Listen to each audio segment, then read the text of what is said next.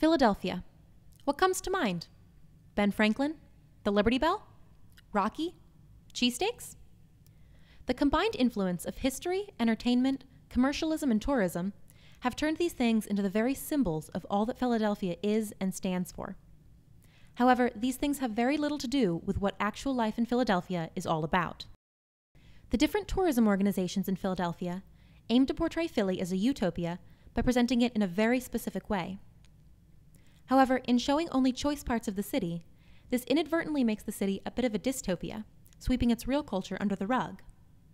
Actually living in Philly, you see that the city, while maybe not a utopia, is great both for the historic and commercial aspects advertised, and for the hidden gems of Philadelphian culture and character. To examine this, we headed down to Center City to see Philadelphia through the lens of different transportation systems, by tour bus, by foot, and by sea bus. We started our day on the upper level of a double-decker tour bus. Beginning in Old City, the tour took us through some of the nicest parts of town, focusing in on tourist attractions. We got on the tour bus at the Bourse, then proceeded to historical attractions such as the Betsy Ross House, the U.S. Mint, and the Masonic Temple.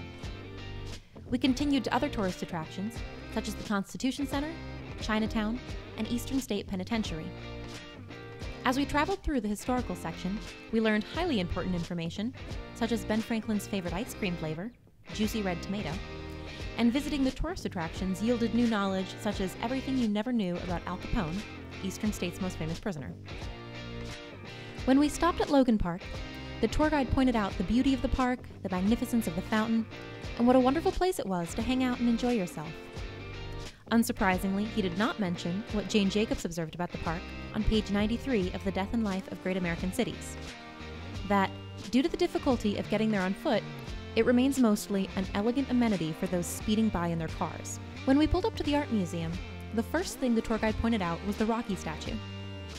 He continued talking about Rocky for the next several minutes of the tour, failing to talk much about the actual art museum, besides as a building whose steps Rocky famously ran up.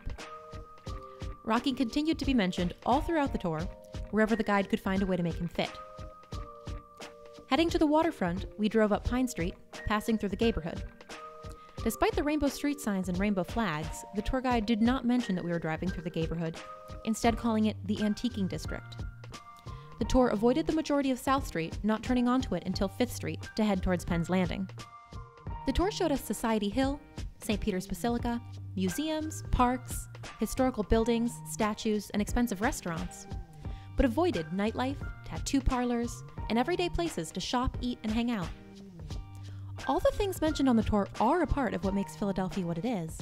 However, it carefully chose what to show off about Philadelphia in order to portray Philly as an artsy, historical utopia of brotherly love. In doing this, it left out some great things about Philadelphia that you have to look elsewhere to find. To see the city from a different point of view, we rode the sea bus from City Hall back up to Temple. We were obviously unable to film the goings-on of the inside of the bus, but that didn't stop us from observing, and what we did observe inside the bus was much more noteworthy than watching the city go by outside the window. The bus was very crowded, filled with people just going about their day. Despite the crowd and the lack of enough seats, everything operated in a very calm fashion, with people helping and cooperating with each other. There were 3 particular instances of people helping each other that we all took note of while riding. First, a man in a wheelchair got on the bus. Before the man even got on, the people in the front right area of the bus saw him through the window and, without being told to do so, began getting up and getting the area ready for him. The driver pushed the seats in, and several of the people who had previously been sitting there helped the man get situated in that area, securing the wheelchair to the bus. Everyone else quickly shifted to accommodate both the wheelchair and the 6 or 7 more people who were now standing. The bus continued to fill up, and we noticed that, as people got on at each stop, others would switch seats or offer up their seats so that people with young children could sit with their kids. Lastly, throughout the bus ride, there was a front-to-back-of-bus communication system going on. The bus stopped wherever people needed to get off along Broad Street, so when people did need to get off, they had to somehow let the driver know. On a crowded bus, this was sometimes difficult, so a few people in the middle would listen for where the people in the back of the bus needed to get off, and they would communicate it to the driver. In passing, these things may not seem particularly noteworthy. However, they are